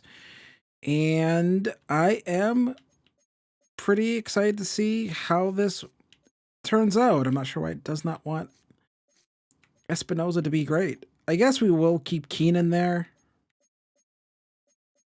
We'll do that. So all in all, everything looks really good here. Defense looks really good. I think this team should be pretty good. So I'll see you for the final year. I think this will be the final year of this rebuild. So I'll see you for that. We'll see if we make the playoffs with our new rookie quarterback. Okay, so we end up going 11-6 here. Let's go take a look here at the stats. How did Kenneth Cox just kind of parachuted in 5,400 yards, 43 touchdowns to 6 interceptions. Bucky Irving, 655 yards, 14 touchdowns. And then Emeka Buka was awesome again. Dylan Money had a great rookie season. Kayshawn Booty. Romeo Doubs, of course, falls down because remember, folks, in Madden, only 3 receivers get occur stats and 1 tight end, and the other tight end gets a little bit, and then the running back has to get his too. That's just the way it is. And then defensively, how did we do here on the season? 12 sacks for Enrique Espinoza, probably the best of his career. Our pressure comes from both Cole Keenan and Espinoza, 2 key pieces of this defense. Mark Bowie, his first year being our starter for us, 9.5 sacks. Akeem Messidor, 6.5. Chaz Green with 5.5. Harold Perkins with 4.5, coming in with 3 interceptions. Denzel Matlock, 2 interceptions along with 3 sacks, so that was a pretty good pickup for us as well. Marco Brown has been very good for us, 2.5 sacks for him, 2 for Dylan Gates, kind of the odd man out here, but Matthew Stanley with 2 interceptions, Justin Jefferson, the linebacking version, with 2 interceptions, a ton of interceptions this year, it feels like. These guys, yeah, I mean, this was just a no-fly zone defense that we have built here. Just pass the ball at your own peril. We're either going to smack your quarterback's head in, and if he does have time to throw, we're going to try to pick it off. So, great season, but that was not good enough for us to get a bye. We finished 11-6, so 1 game off of getting the bye. The Giants go 12-5 and get it. The Seahawks, they go 10-7. They are in the playoffs as 3 NFC South teams make the playoffs. So we're going to be taking on the Saints here. I'm going to do these final upgrades. We'll see what we got, and then I will get back to you. Quick review of what this team looks like. 10 for Cox, so we'll go through it real quick, and then we'll get into the playoff game. So, Kenneth Cox will be starting the playoffs at a 93 overall. I think that was the right draft pick, and I think that was definitely the right trade to move on from Baker Mayfield. Got 2 Super Bowls with him, but Cox, I think, if this team was probably thinking long-term, probably extends the window a lot longer, and he is on a cheap second-round contract for multiple years before he even has to be paid. All right, wild card round here. Mentioned it before, we're going to take one last look here because this, who knows, we could lose this game, and this could be the final look of everything. But so far, everything looks really good. I really do wish linemen would get some more upgrades throughout the season. I just don't understand why that's not something that happens, but Dylan Money is up to an 87 overall. Again, his stuff looks really great. He definitely has a bright future for this team.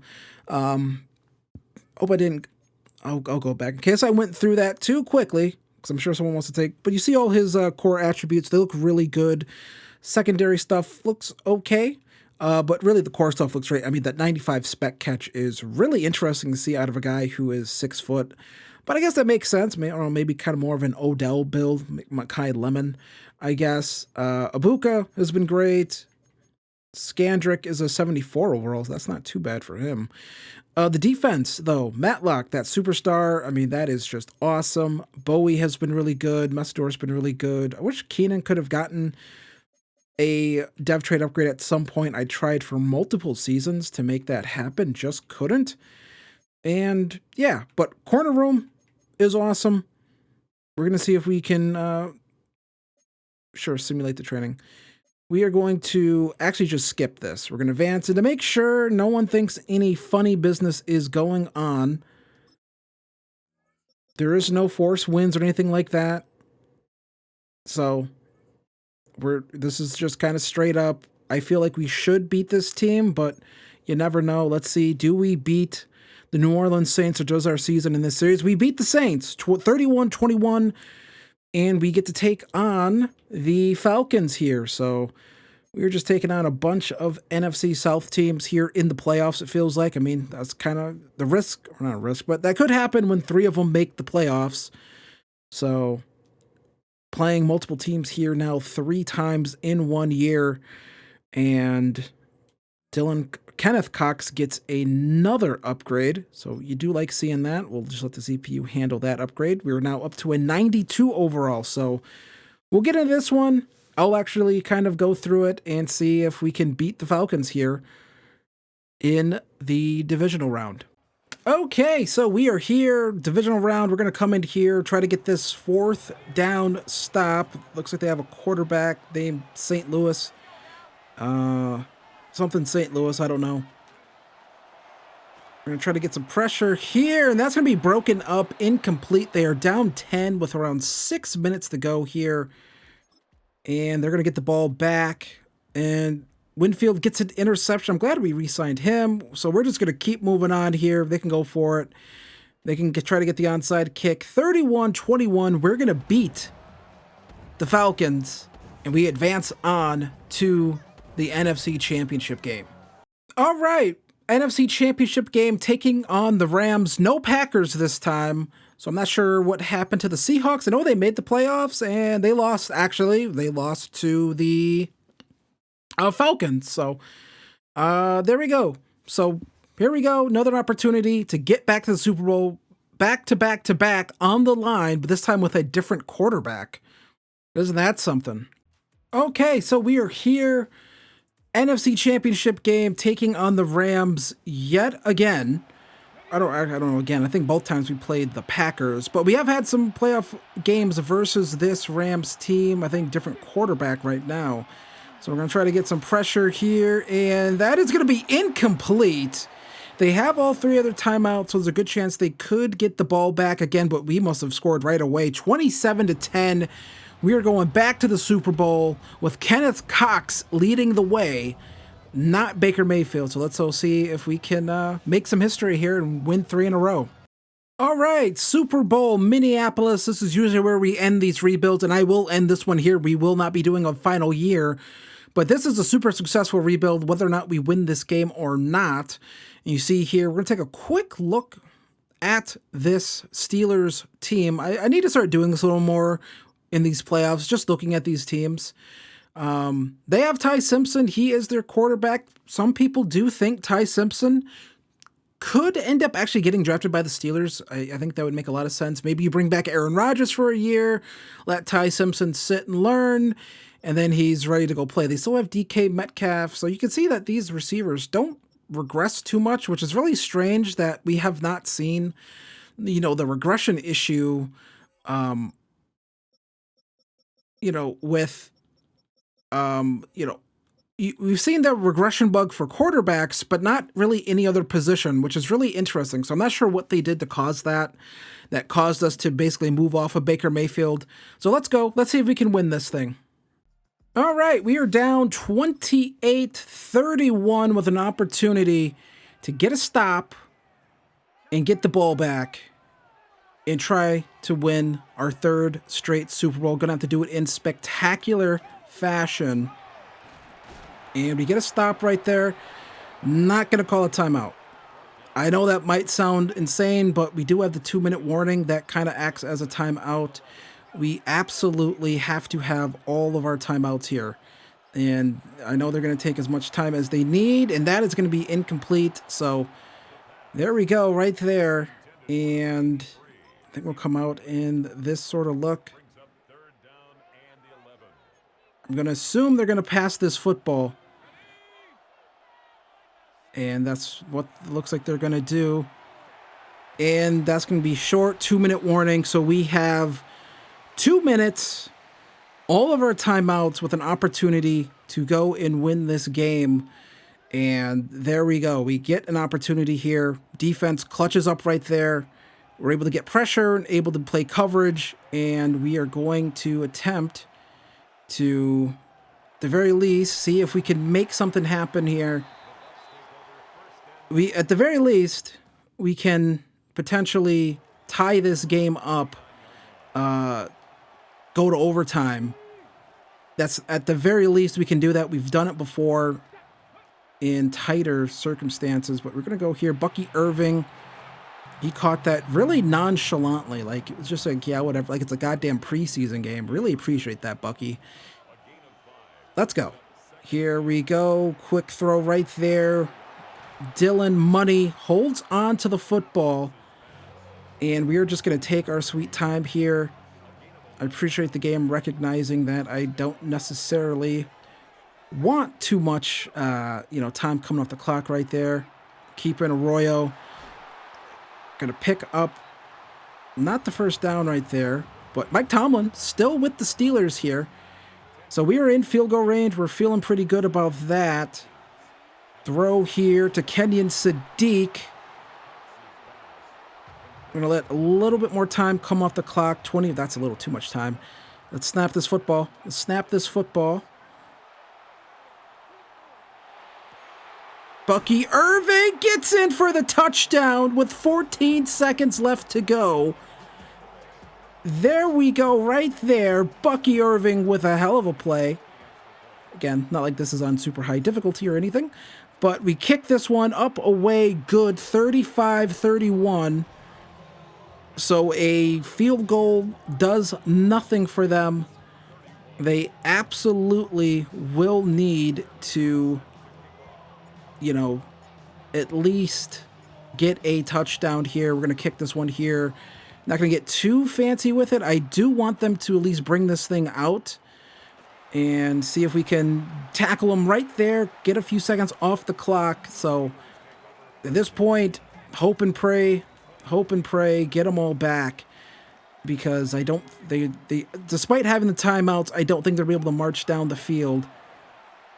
And can we get them inbounds? No, but that does bring 7 seconds off the clock. So again, we're going to pass, get back, and hope that we can try to get some pressure here. Keenan, opportunity for an interception. Time runs out. Stanley almost made the play right there, but we are able to win 3 straight Super Bowls here.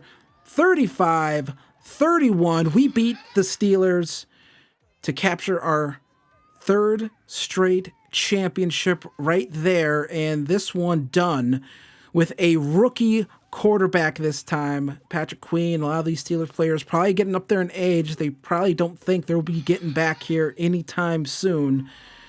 So there we go. 3 straight Super Bowls right there for this team. We're going to take a final look at this roster and close out this rebuild. Okay, so there it is. This team, we are going to finish up here at a 93 overall, 96 overall offense, 93 overall defense. Contracts probably are going to start coming up here a little tricky with all of our defensive tackles that we're going to have to figure out what to do with. But Kenneth Cox on a 2nd round, contract is a 94 overall.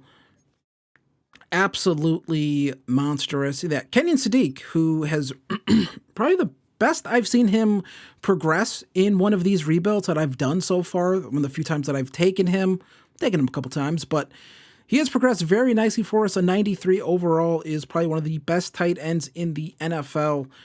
Just going to do that, and that is going to get us still at the same overall. I am going to go take a quick look here to point out how stupid this quarterback regression glitch is. I'm going to probably take a quick look here, and you see multiple points of regression: 3 on play action, 2 on throw on the run, 2 on the throw accuracy short. And this is the only position that has had this, so I don't know what they were trying to do. This almost feels like this was like some sort of intentional thing. Like, I know that sounds dumb. It's like, well, why would you intentionally do that? I don't know, but I do think this was an intentional thing. This regression. Like, I don't think that was like by mistake, but you see here, Mecca Buka, Money, Dobbs and Bootie's contracts are probably coming up. Buka, probably going to have to pay him. We'll go take a quick look here at his contract. Yes, he should be coming up here for a pretty beefy contract very soon. Some of these linemen contracts are probably going to come up. Tristan Wirfs and all these other guys. The defense has progressed really great for us. Harold Perkins finally up to superstar. Keenan has been really good for us. Espinoza has been good. Dylan Gates never really did much because he was playing behind so many other people, but he still progressed pretty nicely. Bowie has progressed into a really nice edge rusher for us, along with Messidor. This cornerback room has been pretty awesome the entire time. I believe Parrish is the only original face left, along with Winfield being the only original safety left. But apart from that, we have really built this thing up. Micah McFadden was pretty good for us for a multiple number of years. But then we can get a guy like Matlock for I forgot what we traded to get him. I believe it was a Tyke Smith, but apart from that, everything has been very good. We're going to take a quick look because what I actually do want to see is I want to see what the regression looked like on Baker after this most recent season. So he's playing up to an 83, and he does actually get hit with 15 points of regression right there. So now he's actually, I think, starting to hit like the actual regression of the game. So I think we pivoted off of Baker Mayfield at the right time. Look, he's a 2-time Super Bowl winning quarterback, has probably won an MVP at some point. We'll actually go in here, take a quick look at his stats and awards. And best quarterback in 27, and 2027, and 2028. So no MVPs or anything like that, but he did win a Super Bowl, and his career stats are very good. A little bit of a down year in Seattle, but when we took over, he had 3 very good years. Well, actually, an okay year here, but then things really picked up those last 2 years, and then went to Seattle. Still had a good year, but I think it was the right time for us to move off of him, start a new era, and yeah, so I want to thank you for watching this rebuild. I hope you enjoyed it. We'll go over here, take a quick look at the legacy scores for guys. Uh, Todd Bowles gets up here with 3 straight Super Bowls. We'll take a quick look at quarterbacks and just kind of see where Baker ended up with his 2. But Baker ends up here above guys like Stafford and Goff and Trevor Lawrence. Of course, he'd be ahead of those guys. But Mayfield, right there, 2 Super Bowls. We were able to win some Super Bowls with Baker Mayfield before we moved off of him. So if you enjoyed this rebuild, hit the like button, hit the subscribe button. We'll be back with more rebuilds. I believe I have now finished rebuilding every team that failed to make the playoffs. I can't think of anyone else that I'm missing.